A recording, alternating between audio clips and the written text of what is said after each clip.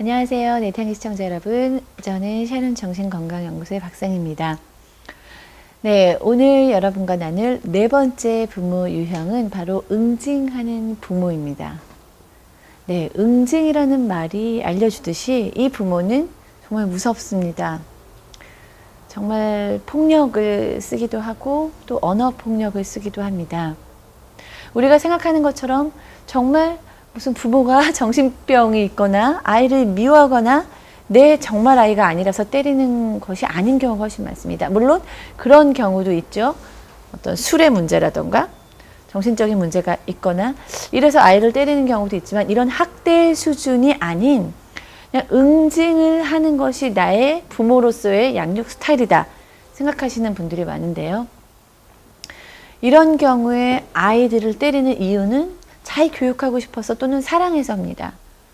응징하는 부모는 사실 상당히 또 이렇게 품는 것을 하시는 동전의 양면 같습니다. 근데 사실 그것이 더 아이들에게는 더 빠져나갈 수 없는, 반항할 수도 없는 어려움을 주죠. 응징하는 부모님들의 이야기가 다양합니다만 아이들이 느끼는 감정은 사실 단순해집니다.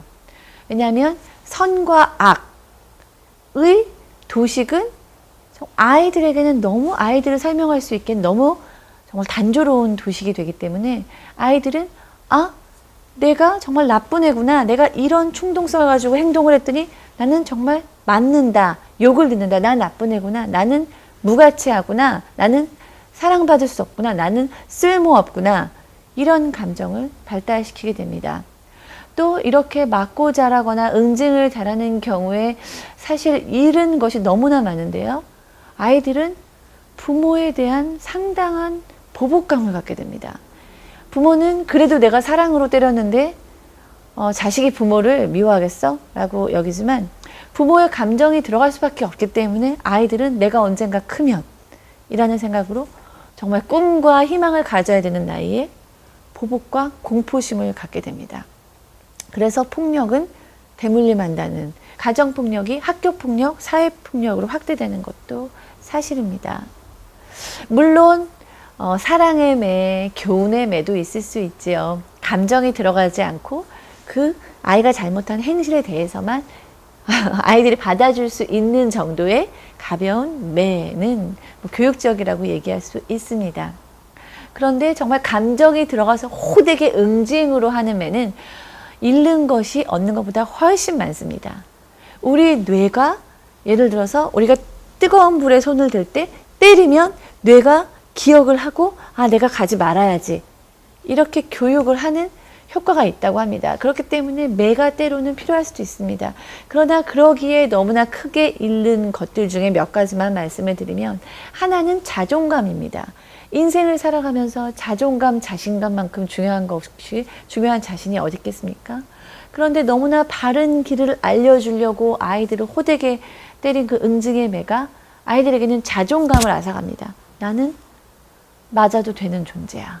나는 그래도 되는 존재야. 두 번째 잃게 되는 것은 결정적인 순간이 되면 폭력을 쓸 수도 있구나. 나도 그렇게 자랐잖아. 그렇기 때문에 내가 말로써 안 되고 내가 원하는 것이 안 될 때는 폭력을 쓸 수 있는 사람이 됩니다. 그리고 그것은 주변 사람들을 너무나 힘들게 되기 때문에 모든 관계가 또 끊어지게 되지요. 맞고 자란 사람들이 그 자존감의 문제로 너무나 일평생 씨름하는 것을 많이 보아온 저로서는 정말 웃으면서 이야기할 수 있는 정도의 사랑의 교육의 매가 아니고서는 정말 아이들을 때리면서 기르는 양육 스타일은 가장 위험하고 가장 많은 상처를 준다는 것을 보고 깨달았습니다. 그렇다면 이 응징형 부모들은 어떻게 해야 할까요? 나머지 부모 유형도 그랬듯이 응징형이라는 것은 사실은 내가 알고 있는 단 하나의 부모 양육 스타일 수도 있습니다. 다시 말하면 내가 맞고 컸기 때문에 나는 때릴 수밖에 없는 함정에 빠진 것일 수도 있습니다. 자, 이것을 대물림을 하지 않기 위해서는 정말 부모의 노력이 필요합니다. 계속해서 나는 내가 맞을 존재가 아니고 그것은 내가 어렸을 때 끝난 일이지 지금까지도 나는 그럴 존재, 내가 말해야 될 존재가 아니고 그렇기 때문에 우리 아이를 때릴 필요도 없다라는 자존감을 올려주는 노력을 꼭 하셔야 합니다.